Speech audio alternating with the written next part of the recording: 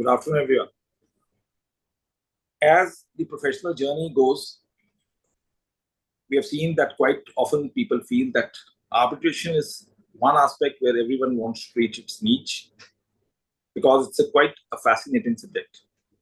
And especially to understand the procedural aspects, we have been receiving requests from a lot of people that if we could understand the procedural aspects of arbitration law, whether there is any interplay between the civil law, evidence, etc., or it is in a different stream.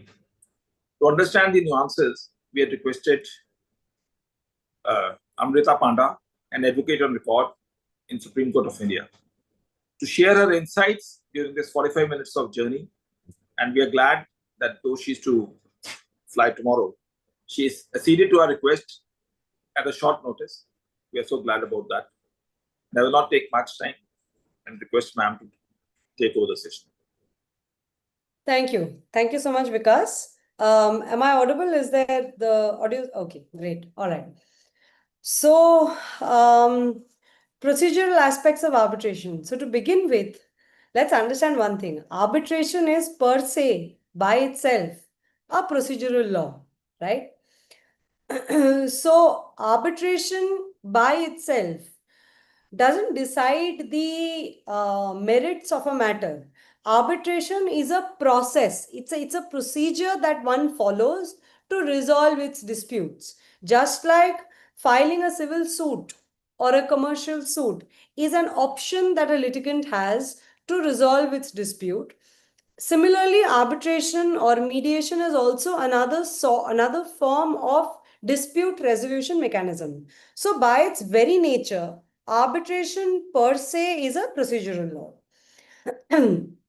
Now, when I say that, what does it mean? It basically means that the Arbitration and Conciliation Act gives us the law on a subject which is basically procedure in nature. It's completely procedural in nature, right? The Arbitration Conciliation Act by itself cannot decide the merits of any dispute that has arisen between the parties. When you are doing, so now let us say two parties, their agreement, a contract entered into between two parties contains an arbitration clause. Then what happens? How do you take this forward? The clause may say that how the arbitrator is to be appointed, who is to appoint the arbitrator, where the arbitration is going to take place, etc., all of these things. Now remember, these are all procedural aspects of the dispute which may have arisen between the parties arising out of the main contract, which contains the arbitration clause, right?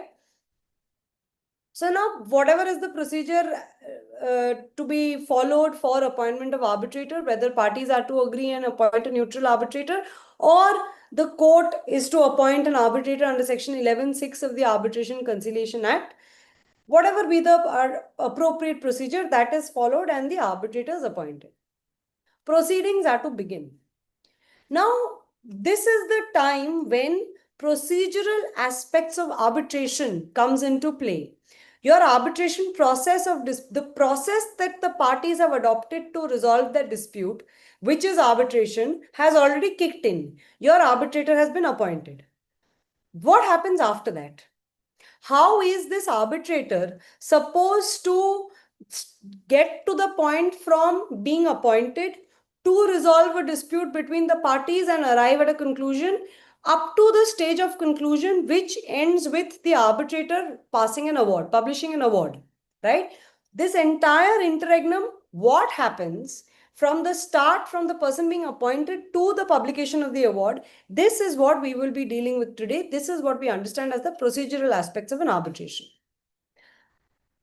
Now, in a civil suit, why is this so well known and well established? That is because if you were to file a civil suit or a commercial suit, the procedure to be followed by the court can't decide on its own when is the plaint to be filed, within what time is the statement of is the written statement to be filed, whether there will be a rejoinder, what is this affidavit of admission denial, by what time is it to be filed, what is this thing of documents being marked as exhibits. all of this, court does not have the discretion to decide. All of this is how cross examination is to happen. This is all stipulated in the Evidence Act as well as the Code of Civil Procedure, this CPC. These two acts govern the procedural aspects of any civil suit or any commercial suit.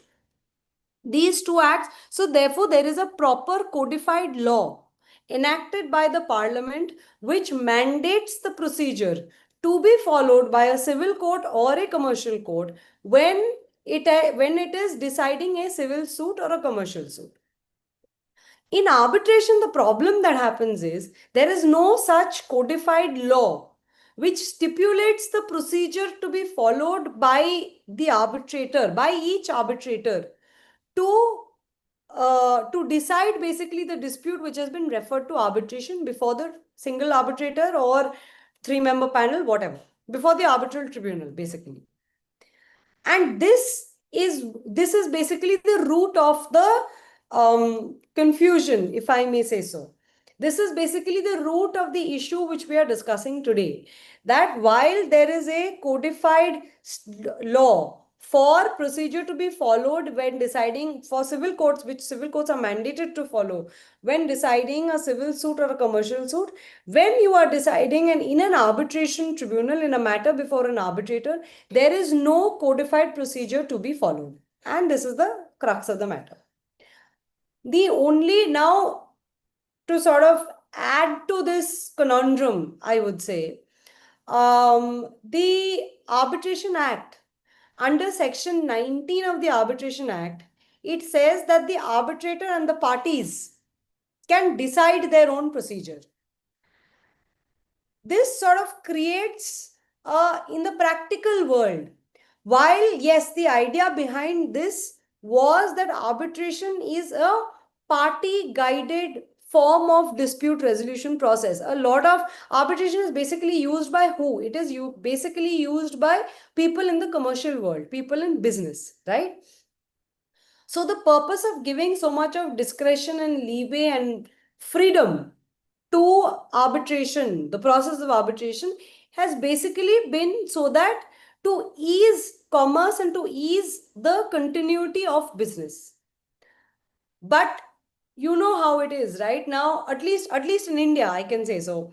We are used to, and this is a typical common law mindset, a common law, most common law countries, India is a common law country.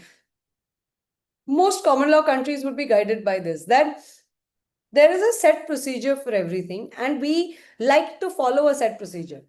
In arbitration, my personal feeling is because of the lack of a set procedure being there in place, it leads to a situation where a lot is left to the discretion of any arbitrator or a lot is left to the discretion of the parties. Now, the parties could be two lay persons, right? The parties may not know as to what is the duration between filing of pleadings, let's say filing of statement of claims and statement of defense, whether rejoinder should be permitted or it filing of rejoinder by the claimant should be permitted or it shouldn't be permitted. Now in CPC, there is a particular procedure which will tell you what all comes within pleadings, at what stage it stops, etc., etc. In arbitration, there is nothing which is like that, which is codified. Similarly, what is, let's say, what is affidavit of evidence? How the affidavit of evidence is supposed to be drafted. Now, CPC as well as the Evidence Act sets out certain basic parameters which are to be borne in mind when an affidavit of evidence is drafted and is filed before a civil court or a commercial court. Whereas you will see in the Arbitration Act, there is complete silence on this. And there are very many Supreme Court judgments which basically say that while the principles of CPC and Evidence Act may apply to arbitration, but the act per se is not binding. Okay. Now, people who've been doing arbitration practice would well be aware that very many times you may have a situation where parties decide and the arbitrator also accordingly decides that it's a document only arbitration, which basically means that The claimant has filed its statement of claims with documents. Respondent has filed its statement of defense with documents, assuming there are no counterclaims. The claimant may file a rejoinder if required, whatever. And then there will be an admission denial of documents. So let's say both the parties say that we don't deny the existence of either of the documents filed by the other party. Basically, no party is saying that, oh, this is a forged, fabricated document. Claimant says whatever documents the respondent has filed, they exist. Contents, you may argue it out. That's fine. Equally well, respondent says whatever documents claimant has filed, yes, these documents exist. We are aware of the existence. Contents, they will argue it out. That's fine. A lot of times in such cases, a lot of times arbitrators may say there is no need of cross examination, there is no need to lead evidence, we will directly go into final arguments. Now this is a matter of discretion which is left to the parties as well as to the arbitrator. Whereas if you look at a civil suit or a commercial suit, even if it is admitted, you can't do away with evidence. The process of leading of evidence and cross-examination, etc., you can't do away with the process. Opportunity has to be given. If the parties thereafter say that no, we don't wish to lead evidence or something, that's a separate story. But opportunity has to be given, etc. Now, this is what creates an issue. Because what happens is that in a lot of cases, how evidence is to be led, it depends on the discretion. A lot is left to the sole discretion of the arbitrator. These days in practice, we have seen that a lot of times arbitrators will specify what is to be done in, how they want the affidavit of evidence to be filed, assuming there is going to be an affidavit of evidence. How the document exhibiting is to be done, whether original documents are to be filed or photocopy of documents will do, etc. All of this, there is no stipulated procedure. So if as a practicing counsel, if I am doing, let's say, 10 arbitrations at one point of time before 10 different arbitrators, trust me, the procedure to be followed by 10 different arbitrators are completely different. How affidavit of admission denial of documents is to be done. Now, the Commercial Courts Act, it sets a particular format. There are 8 columns of chain of custody of documents, of course, the existence of the document, the chain of custody, this, that, etc., reasons for denial. All of these things are very detailed. If you are filing a commercial suit, you have to file irrespective of which judge may be deciding your commercial suit, irrespective of which court in India your commercial suit may be filed before. If you are filing a commercial suit, your affidavit of admission denial has to be following that format. And you need to fill in all the columns. Now, in some cases, we find that, arbitrator will not set a procedure as to how the affidavit of admission denial of documents is to be done. So, in some cases, we find that both parties or maybe one of the parties has filed that followed the commercial court's process, irrespective of whatever direction the arbitrator may have given.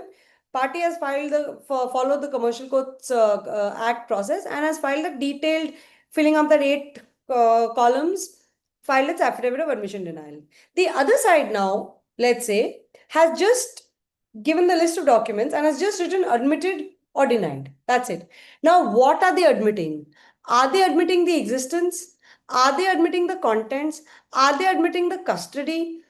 What are they admitting? Okay. None of these things are known.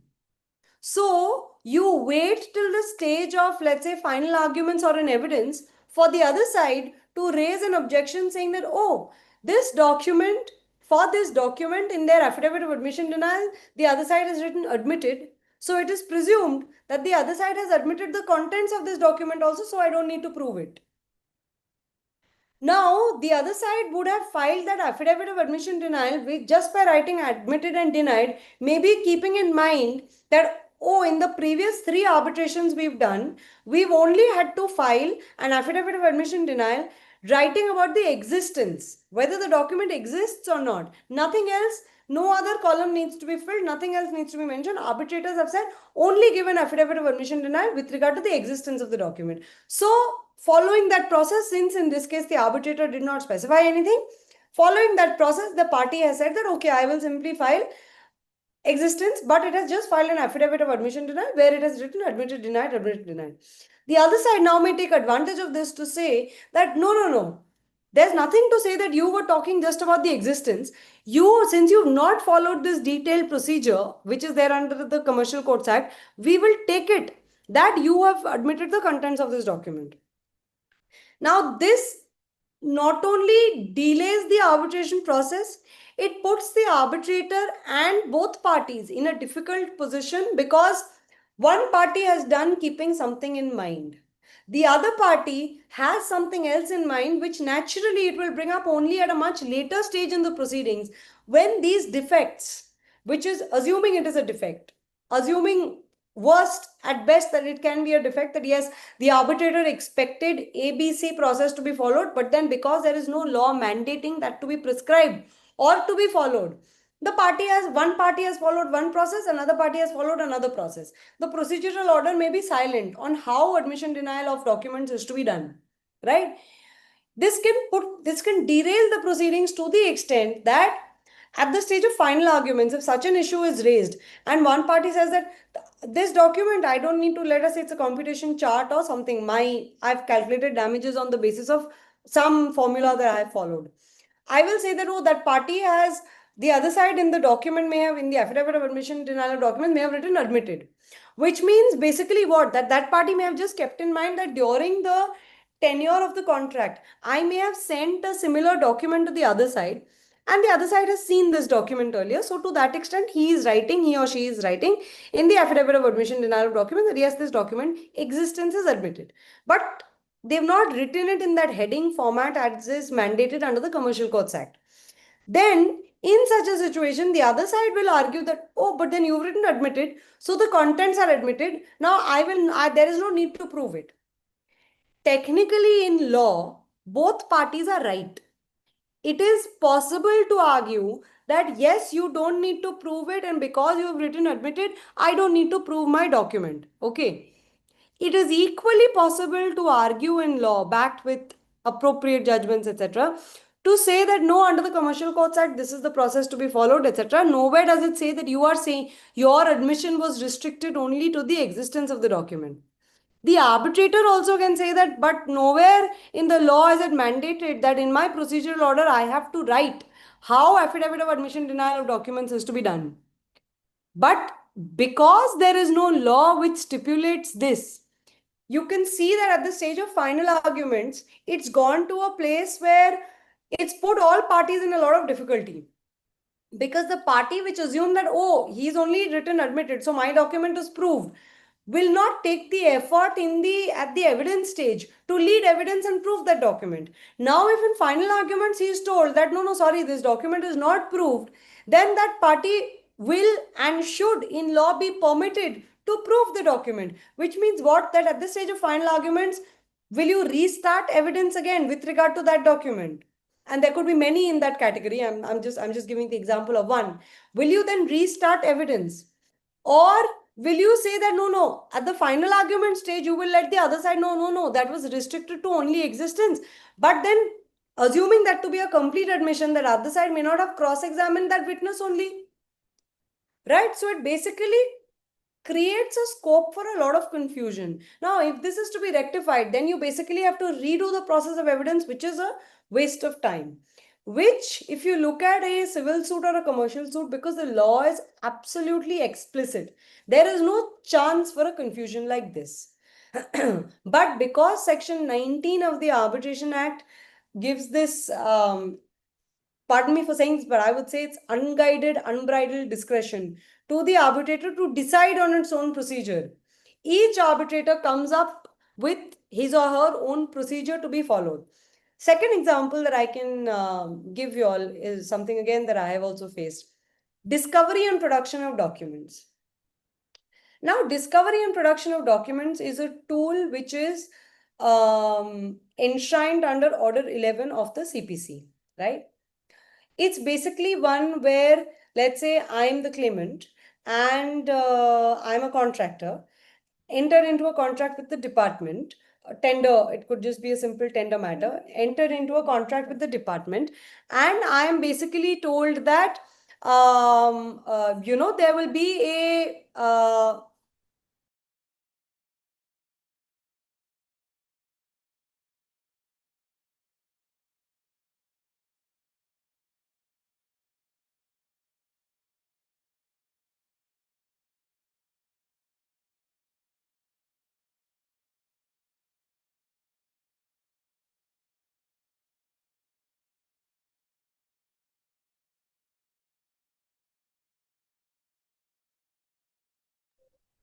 is that audible? Yeah, okay. Sorry. So, let's say, so discovery of documents is allowed, and this is encapsulated in Order 11 of the CPC, right? Discovery of documents is when, as the claimant, as a contractor, I have entered into a tender with a department. The other side is a department, right? Now, I will only have, let's say, a project report, which may be relevant to decide to resolve the dispute that has arisen between the parties now at this stage, after contract has been awarded and work has been done, executed, so and so, so and so. There may be some old project report which may be relevant to the dispute. As a contractor, as a private contractor who has got been awarded the contract against a tender, I will not be in a position to obtain this project report, right? Then how will I get this project report? The CPC allows me to ask for this project report by filing an application for discovery of documents. Right now, this is a document which would be in the exclusive custody of the respondent, because the respondent is the department. Of course, it is the respondent alone who will have this document, right? Now, I will be in a position to obtain. CPC allows me to go for to file an application for discovery of documents, where I can ask for this document to be produced by the other side if it is relevant to decide my dispute between the parties. CPC can ask for this to be, CPC permits me to ask for this to be produced before the tribunal, and I can be in a, and it can, I can call for this document, and this document can be produced before the tribunal, before the court. But in arbitration, there is no fixed procedure, there is no provision of the Arbitration Act which allows for discovery and production of documents, right? Then I will be in a situation where basically I am at the mercy of the arbitrator. If the arbitrator will allow the discovery and my discovery and production application or not, right? Now, it could be a situation very often, and this is something which actually is, it depends from arbitrator to arbitrator. Lot of times, lot of arbitrators allow an application for like it is done in a civil suit or a commercial suit. Lot of times, arbitrators say that yes, okay, we will follow the principles of Order 11 of CPC. We will take the discovery application and we will consider it. It can be objected to on the grounds which is laid down in Order 11 CPC, etc. And if the application is allowed, then the documents will need to be produced, basically following a similar procedure as is provided for under CPC. But a lot of times, arbitrators say that no, we are not going to allow an application for discovery and production at all, right? In that case, what happens is that you are at the mercy of the arbitrator as to whether the arbitrator is going to allow the application to is going to allow the the discovery application to be allowed or not. That application may not be allowed at all. The application may not be allowed at all. The discovery application may not be permitted at all. In which case, you are stuck in a situation where, well, whereas you would have had access to certain documents if you had filed a civil suit and or a commercial suit, which would have been absolutely essential to resolve the dispute that has arisen between the parties. But because of being at the discretion of an arbitrator who, for whatever reason, decides that no, discovery application should not be permitted and the arbitration should be restricted to only documents that have been filed by other party, you may be deprived of an opportunity to substantiate your case because you cannot have access to those documents, and those documents would naturally be in the custody of the other side. So And again, here there is no both thing. There is no the arbitrator is right in as much as saying that, where is it written that discovery has to mandatorily be allowed. Whereas in CPC, if it had been a civil suit or a commercial suit, if my application for discovery was to be rejected, it would have had to be rejected with reasons, and it can be rejected only on grounds which are contained under Order 11. If I have satisfied all grounds under Order 11 of the CPC, then I am entitled to have production of those documents which I am seeking. But a lot of discretion is given to the arbitrator in these regards, and it may affect the ultimate outcome of the dispute between the parties. Now, this assumes even more importance because, unlike, let's say, in a civil suit or a commercial suit, where you have the possibility of an RFA, which is a regular first appeal, where once you've got the decree, once you've obtained the decree, your civil suit or commercial suit has been decided, and you've obtained a decree, the party can file a first appeal, which is essentially a complete appeal where reappreciation of evidence also is permissible for an appellate court to do. You are not restricted to only legal questions. The appellate court, in an appeal arising out of a civil suit or a commercial suit, the appellate court can go into reappreciation of evidence, can go into each and every document, can go into the factual arguments, all of these things. Whereas once an award has been published by an arbitrator, whichever party has suffered an award, that party, the only remedy that that party has is to file a Section 34 petition. In a Section 34 petition, what is permissible?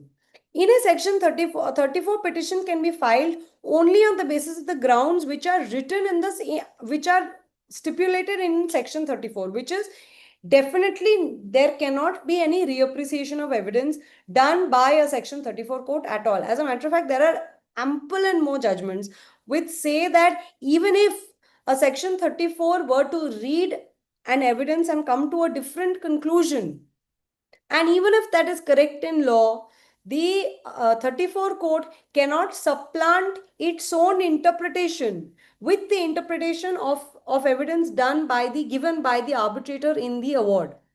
So basically, your scope of remedy after you have received an award is far more limited than your scope of remedy which is permissible in a civil suit or a commercial suit.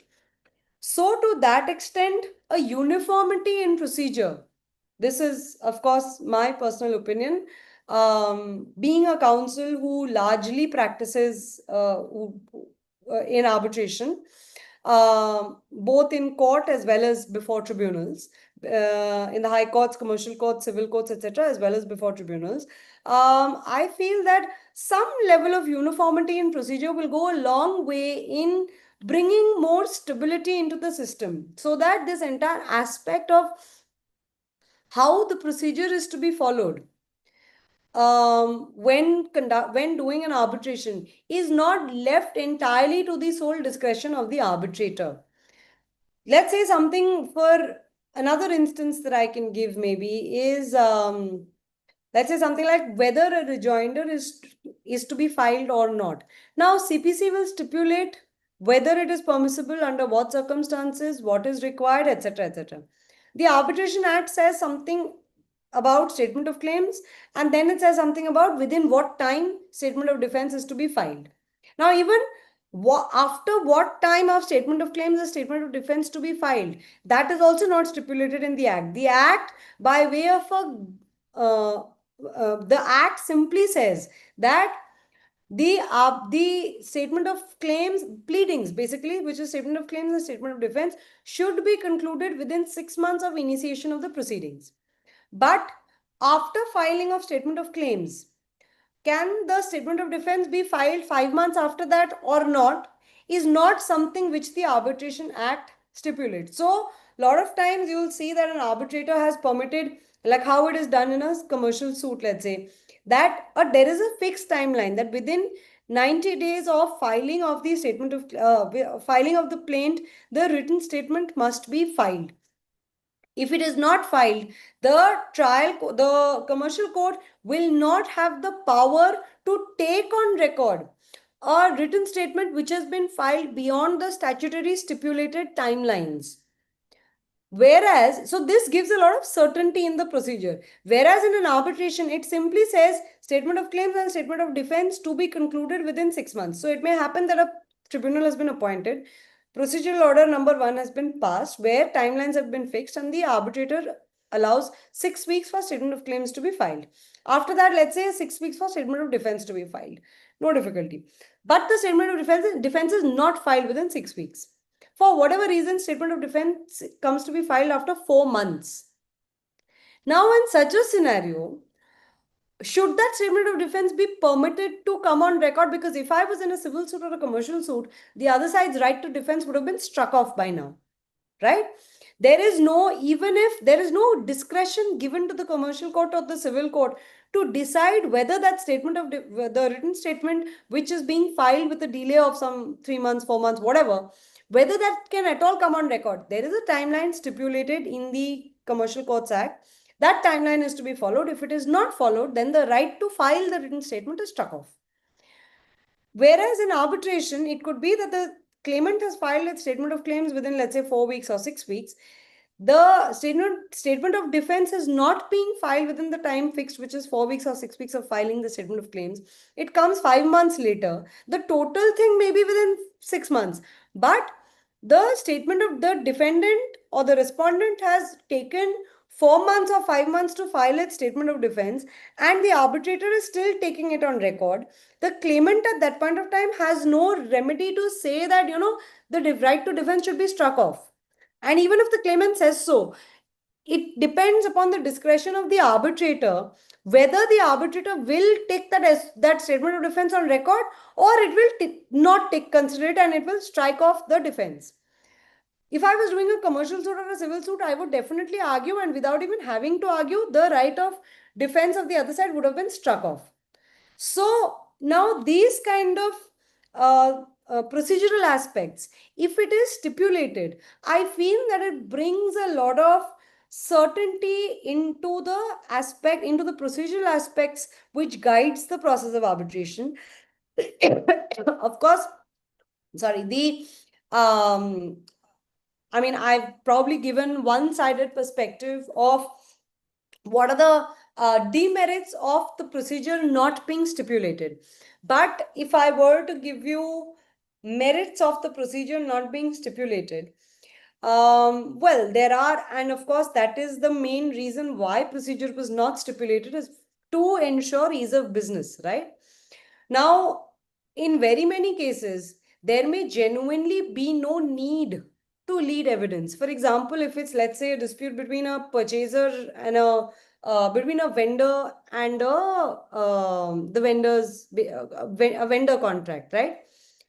Then in such a situation, the invoice itself, a supply contract, simply put, if it was a supply contract, the invoice itself will have that payment against the invoice is to be made within so and so days. If it is not paid, so and so percentage interest is to be charged. Now supply has happened. The invoice has not been cleared. Payment against that invoice has not been made. It's not been made within the period stipulated in the invoice or stipulated in the purchase order, whatever. Then, honestly speaking, there may be no need to lead evidence at all unless that purchase order is denied or that invoice itself, existence of that invoice itself is denied. In very many cases, these are not. Parties admit that yes, supply has happened and payment has not happened because of ABCD reasons, whatever. In very many such cases, there may genuinely be no need to lead evidence because parties are not disputing the documents. So basically, it saves a lot of time because procedure is not stipulated and the arbitrator is not having to operate between the four corners of the process to be followed. The arbitrator has a lot of leeway in being able to ensure quick resolution of dispute. So you can do away with a lot of procedures in order to arrive at a quick, and which was the basic purpose. Why is it that today parties choose arbitration, litigants opt for arbitration as opposed to litigation? Simply because of time. Time is a huge factor. And in the commercial world, obviously time is money. So following a procedure which allows you to save time and therefore money is something which obviously will be very appealing to the business community. This is the reason why arbitration today has become a very, very sought after, popular, preferred dispute resolution mechanism. But uh, at the same time, and therefore not being asked to operate within the four corners of a particular fixed procedure, gives a lot of leeway and a lot of freedom to the parties and to the arbitrator to ensure that there is a quick resolution of disputes. And this is the upside of not having a fixed procedure for arbitration. The downside, I think I've spent over 40 minutes trying to explain the downside. But I mean, the downside essentially, I mean, if I had to sum it up in one line, is that because there is nothing stipulated, a lot is left to the discretion of a sole arbitrator or the arbitral tribunal, who may follow a procedure which is convenient to them, but or to him or her. But it puts the parties and also the councils in a lot of uncertainty to understand what is, and this is something which I gave you a few examples to explain that this is something which may even lead to a situation where there's a lot of procedures may have to be repeated in order to actually balance out the equities between the parties. There may be a lot of things which may have to get repeated. So in, I mean, somewhere I believe a balance between the two needs need to be struck. The need to have adequate freedom and flexibility to save on time and therefore to save costs, at the same time to have some sort of a basic parameters in place, so that the entire aspect of procedure, as to whether, let's say, discovery will be allowed or not, or on what grounds can discovery be rejected, these things should not be left to the sole discretion of an arbitrator. So I mean, this is my take on the procedural aspects of arbitration. I would be happy to take any questions if there are any at this stage. Thank you, Amrita. You actually glued up everyone with the session in 45 minutes, and you have taken thing across. One of the questions which normally arises is, though you have touched the base with Section 23, in respect of the limitation of 6 months for the purposes of completion of pleadings.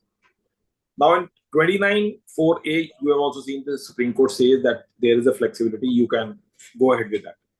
But 23, are there any judgments or any aspect as to whether it can be relaxed in the real sense? Or if it is, let's assume there is a relaxation with the arbitrator, can it be a ground under Section 34 that it could not have been relaxed in any manner in terms of Section 23? So 23(4) is not mandatory, because you will see that 23(4), which stipulates that 6 months is the timeline within which pleadings are to be completed. Firstly, it doesn't say whether rejoinder, sur-rejoinder, etc. All of these also form part of the pleadings. It has been interpreted in judgments later on by Delhi High Court. There are several judgments which will tell you that yes, rejoinder, sur-rejoinder, if it is permitted by the tribunal, it is part of the pleadings, and that is also expected to be completed within 6 months. Very often, or rather more often than not, you will find a lot of situations where pleadings are actually not completed within 6 months. Now, why do I say that 23(4) is directory in nature? Because the act does not have any consequence. What happens if pleadings are not completed within 6 months, right? That the act is silent upon. Therefore, 23(4) has been interpreted by very many high courts in the country to say that 23(4) is not a mandatory procedure, is not mandatory in nature, it is directory. Whereas 29(a)(4) is directory in nature because it gives you a direct, is mandatory, I'm sorry, is mandatory in nature because it gives you direct consequence. The mandate of the tribunal will end, will terminate. If under 29(a)(4) the mandate of the tribunal is not extended after 12 months from completion of pleadings, if it is not extended either by for 6 months by the parties by agreement and thereafter by the court, the mandate of the tribunal will terminate. So that is a definitive, defined consequence of not seeking the extension or expiry of a certain timeline. But after expiry of 6 months, if pleadings are not completed, what will happen? The act is silent upon it. In such a situation, we would treat, it has been interpreted also that 23(4) would be a directory in nature, is a provision which is directory in nature, whereas 29(a)(4) is something which is mandatory in nature.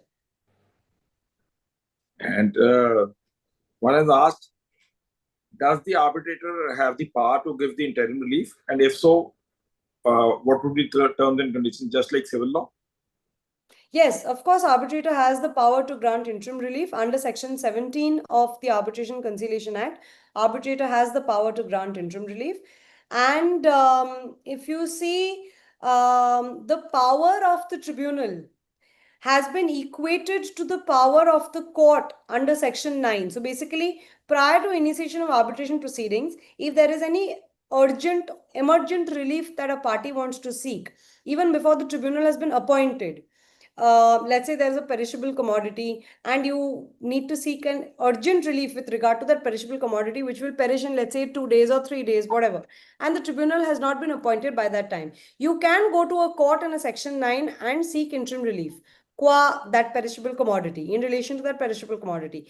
So now because of the 2015 amendment, the law has been made as such that the powers of arbitrator under Section 17 is equal to the power of court under Section 9. So whatever relief the court could have granted you, whatever interim relief the court could have granted you in a 9, the arbitrator has the power to grant you exact same relief in a Section 17 as well. And second is, the third question would be, one is what I've received on the WhatsApp. It says, let's assume the party wants to cross-examine, and the other party says that since it is an arbitration, I don't want to come for myself to be got cross-examined. What is the effect thereof? Does that arbitration proceedings vitiate in that eventuality? See, it doesn't vitiate. That's the problem. Now, whether it vitiates or not is something which is left to the discretion of the tribunal, because two things may happen in such a situation. Let's say the party has filed the affidavit of evidence. So basically has tendered his evidence and has what that amounts to is that has given his affidavit, examination in chief is over, right? By way of filing of the affidavit of evidence, examination in chief is over. But for whatever reason, the witness then says, no, I don't want to present myself for cross-examination. Then whether the arbitrator will allow that affidavit of evidence to be taken on record or will strike off that evidence as a whole is ideally, as per CPC, of course, that evidence should be struck off as a whole. If you're not being if you're not presenting yourself for cross examination, then your evidence which you have led should have no probative value, and that evidence should be struck off as a whole. That is what would happen in a commercial court. But in arbitration, there is no law, there is no codified law which says what would happen in such a scenario. This is by Sunita. She says, can we go for both law, arbitration, and CPC simultaneously on certain aspects? No, I mean, in the sense, can you initiate arbitration and a civil suit together? No. Primarily, she wants, if I have been able to understand, whether doctrine of election would apply or that doctrine of parallel proceedings can be. Election. For the same dispute, you cannot initiate a civil suit or a commercial suit and an arbitration. No, that's not permissible. You can choose any one, and that choice election would only arise if your contract contains an arbitration clause. If there is no arbitration clause in the contract, then you have to go in a civil suit or a commercial suit, unless subsequently both the parties agree that okay, let's resolve our disputes by arbitration. Then of course you go into arbitration. Otherwise, the backup option is always the suit.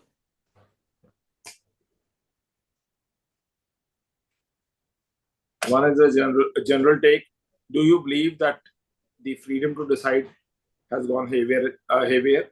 And does it require the amendments in the procedure in a definite manner? I believe that yes, there should be some basic parameters stipulated, codified by the parliament. Some basic parameters should be laid out by the parliament as a procedure to be followed in an arbitration process as well. Just like it is there, it is, I would say, too codified for CPC and evidence. It's absolutely, and that's been followed for centuries. But in arbitration, there is a complete vacuum there. So some balance has to be struck, some parameters, basic ground parameters must be set. The next question is very that aren't the courts going beyond the 5 rounds provided under Section 34 while interfering in the arbitration award. What is your take? See, you do find some judgments which sometimes go a little awry here and there, and judges, of course, have a way to reason it out. But is that the law? Of course not. Have those judgments been set aside? More often than not, yes. By superior courts, yes, more often than not. I think uh, primarily, and I mean in majority, I think all Indian courts, High Court, Supreme Court, of course, have been very vocal in ensuring that they for minimum court intervention is there in an arbitration process. What that basically means is if 34 stipulates certain grounds and nothing beyond that on the basis of which an award can be challenged, majority of courts, so the majority of judgments on this aspect will also be following that. Yes, you are limited, your challenge in a 34 should be limited to the grounds which are stipulated in 34 and not something beyond it. There are some stray judgments here and there which may interpret grounds in a more broad manner, but majority, I think the law is very clear.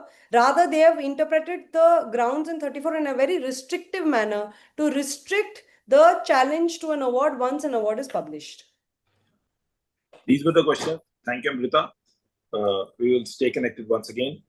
Thank you, everyone. Stay safe and stay blessed. Thank you so much. Thank you.